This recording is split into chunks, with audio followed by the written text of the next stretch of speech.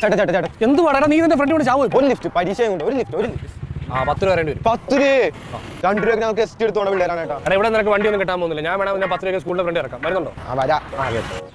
Lift കൊടുക്കും നമുക്ക് എന്തെങ്കിലും പറയാനും വേണ്ട. കയറിയോ?